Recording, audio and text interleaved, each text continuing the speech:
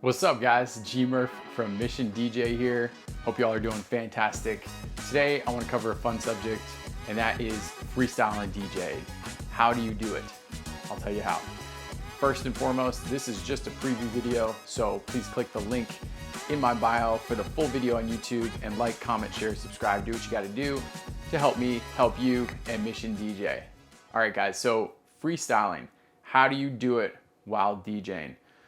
The first thing I want to say is this is going to come with time, okay? So you're not going to get it right away. You're probably going to train wreck a couple songs if you just go for it, and that's fine.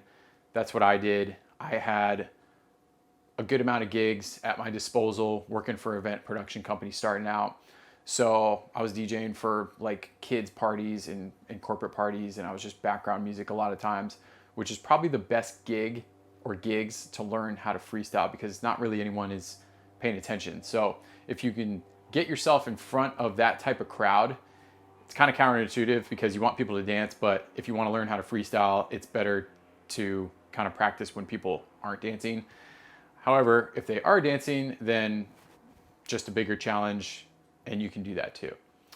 So if it's like a dinner party or a corporate event where people are there like networking or just talking and no one's on the dance floor moving yet, then that's a great time to practice freestyling. So how do you freestyle? Well, first you have to know your music. You have to have a lot of music to go off of, to pull from. And you should know your music in terms of what songs go well together. And that will also come with time. That really helps with freestyling. Obviously, you want to look for the BPM and the key, match those up to make sure that just fundamentally those songs will work together in terms of speed and mood for the key.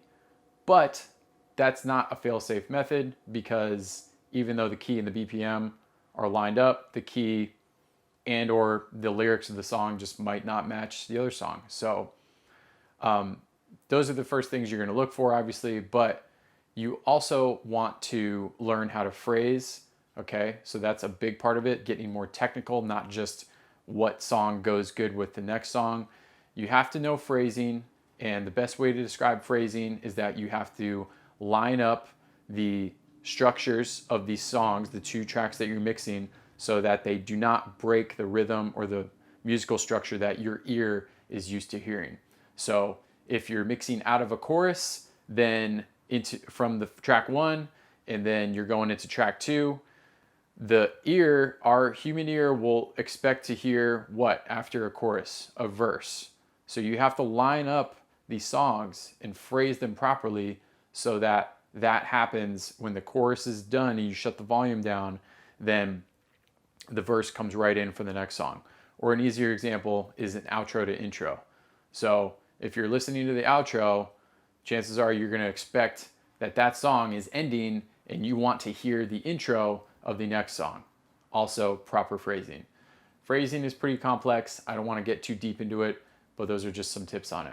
Okay, so you got to know phrasing, and you have to really, really know phrasing to be able to freestyle.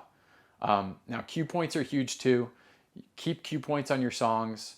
They will help guide you, especially in heat of the moment situations where you're freestyling. So another good tip would be to get rid of your cue points in your practice sessions, and then just try to freestyle at different points in each of those songs, say like 5 of them. Make sure you put them back though, because you want cue points in there for these dire situations. When you're freestyling, you want as many tips and blueprints as possible to let you know, okay, I've mixed out there before, that works. I've mixed in here, that works. Get rid of this part of the song, whatever the cue point is telling you, okay? But try getting rid of the cue points for say like 5 songs and mix those 5 songs together and see if you can come up with different ways to mix them. Phrasing, like we just talked about, okay? So you gotta know your music, you gotta know phrasing, and cue points help a lot. Again, that kind of ties into knowing your music in general. So this is just gonna come with time, guys. So like I said, try to grab gigs if you wanna learn how to freestyle that will allow you to freestyle without many repercussions, right? So if people are sitting around, it's not a dance environment per se yet. It's maybe first hour, right?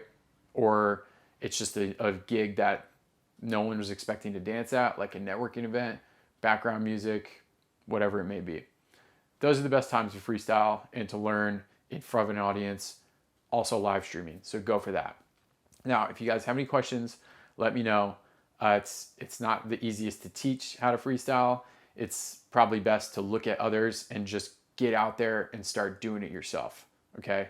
And or live stream, and or just go bonkers all in your library, right? Get out of your comfort zone, bend genres, get into different sounding music that might not work together and see how that doesn't work together, right?